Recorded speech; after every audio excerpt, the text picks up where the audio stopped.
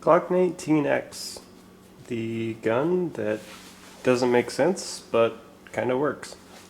First and foremost, I have to say, I really had no problem with the Gen 3 or the Gen 4. They worked, they did their job, that was that.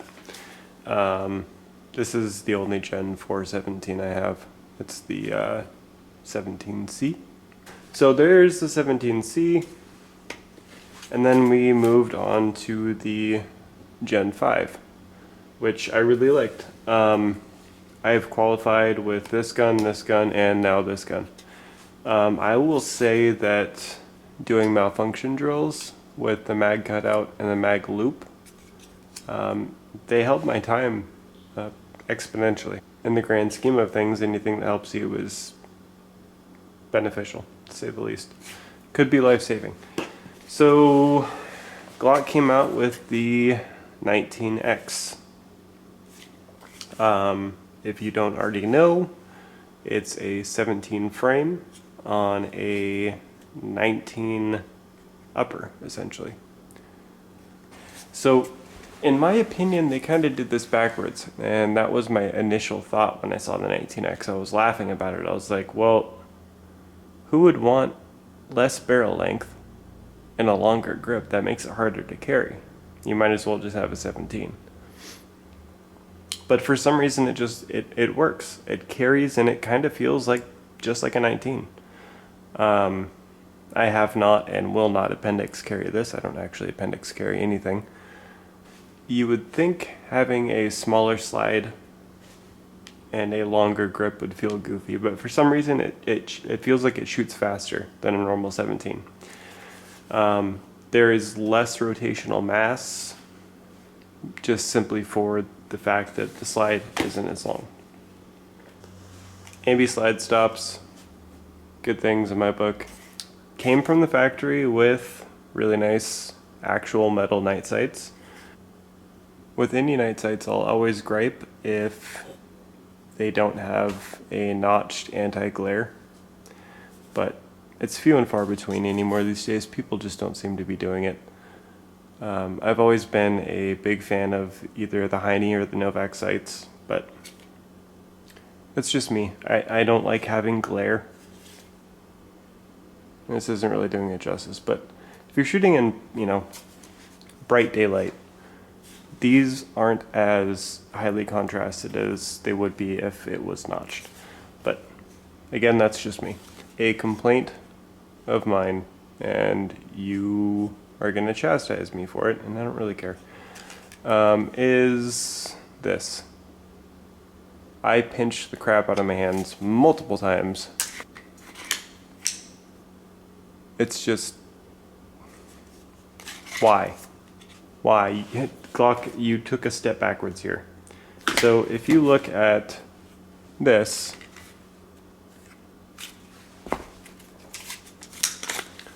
compared to that. So if you needed to strip your magazine out, it was as simple as doing that. I'm literally giving a tripod a reach around right now. So Glock's transition from a flared magwell with a cutout front to this kind of baffles me. You have a bunch of pinky pinchy, which happened to me when shooting. You don't have that flared magwell, but this is a Generation 5 lower. It's got the 2-pin. This is a Generation 5 lower. Just without the flared magwell, the addition of a lanyard loop, and this stupid thing. So stripping magazines out is, I'm not going to say harder, but it's not as convenient or user-friendly as that. I think they should have stuck with this. The lip of this 17 mag, for the first time in Glock history that I know of, This is the first time that magazines have not been interchangeable throughout calibers. Other than, you know, having like, obviously a Glock 19 magazine wouldn't fit in here. But this is the first time that you could have a factory mag that would have fit, but doesn't because it hangs up on this stupid thing.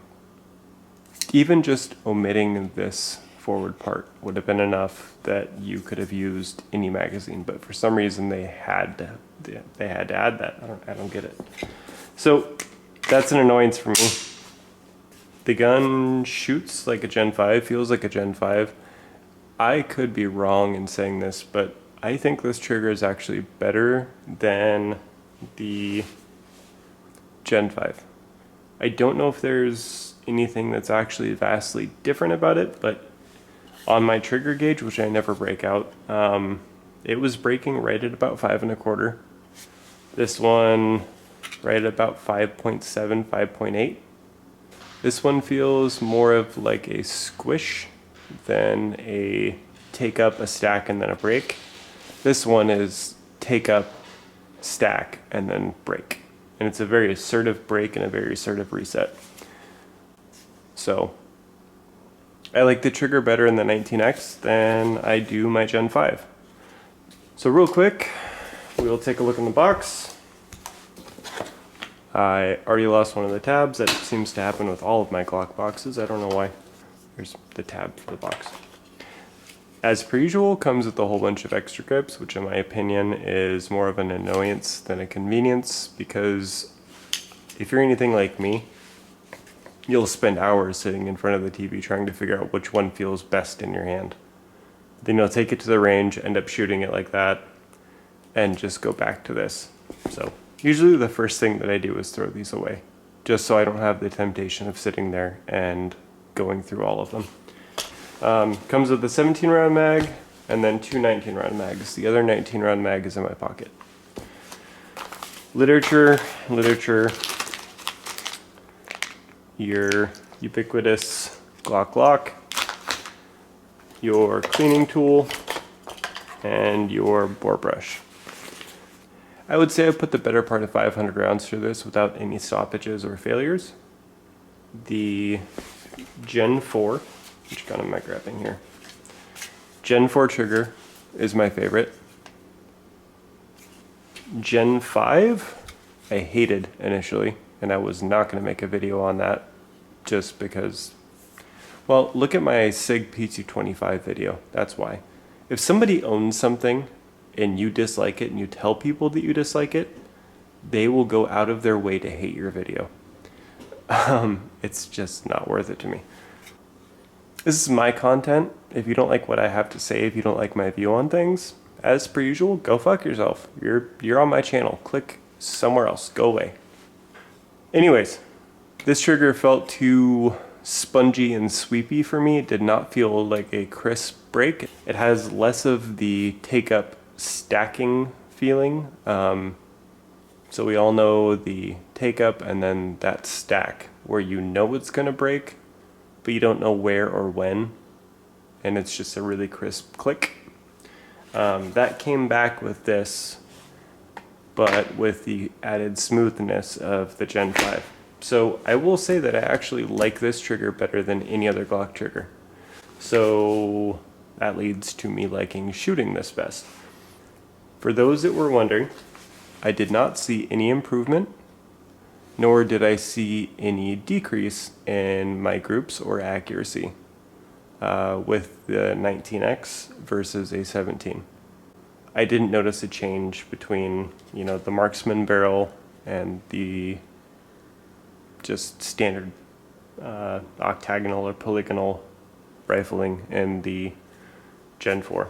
Didn't notice a difference between this or this either, the Gen 5 or the 19X. I shot this gun faster than I shoot a 17, and for some reason I feel like I shot it a lot better. Now if you look at a gun in my hands, I take up all of the available real estate on a 19, and I'm making sure that I'm getting pressure with my index finger on the trigger guard so my thumb doesn't go as far forward as it would on like 1911. And that's simply for the fact that I have gigantic hands. So on the 19 grip, my hand completely swallows it up. It's usually right about here on me. So shooting this was much more comfortable, much more controllable, and actually had a lot more purchase on the firearm. So shooting it was a little bit quicker. You have your own opinion, that's how you shoot your gun. Congratulations, you know, good for you. I'm so proud of you. The extended 19 round mag, I'll be honest in saying I didn't even try. I didn't shoot it. It does its job, I'm sure. It's a Glock mag that's probably gonna run. This stupid thing right here, I don't even know what to call it. Like, is this for striking people with? What the fuck is this for? I don't get it. Other than, you know, potentially pinching yourself, which I did with this mag. And I've kind of trained myself away from doing it, but whatever, I digress. I know they call it coyote as well, but I'm gonna call it gold. It is a gold color, in my opinion, for whatever that's worth. And to you guys, nothing. This looks exactly like the finish on my Scar 17. So you still have the Tennifer finish on the inside.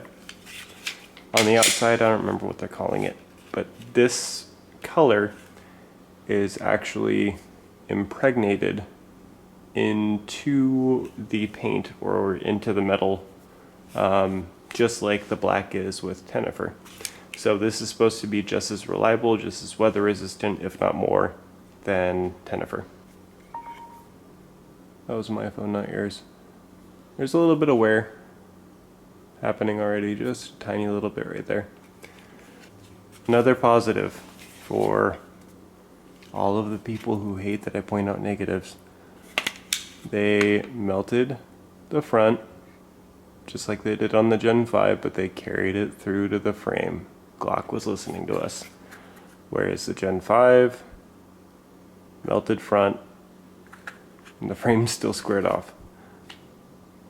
I understand that this beveling is supposed to ease and increase the speed of holstering, for whatever that's worth to you as far as getting your gun back in your holster fast. Didn't matter to me at all. But it is cool that they did listen. It's proof that they listen. So that has been taken care of. It's actually brought down onto the frame. Glock was actually paying attention. Final thoughts. This thing is absolutely retarded. I do not understand the reasoning for this. I wish they would have stuck with this and with these mags. Secondly, it's a gigantic bummer that for the first time in Glock history, you can't use one magazine from another gun in one of their guns. As far as I know. There may be a weird exception out there. Lanyard loop is removable. That was one of the things in the military trials that they required. So that's it, guys. I ultimately love this gun. I'm going to continue carrying it. I'm going to continue shooting it. I don't foresee any surprises happening. I don't foresee anything really changing, but if you have any questions, as always, just go ahead and comment, and as you know, I will answer. I'll see you guys next time.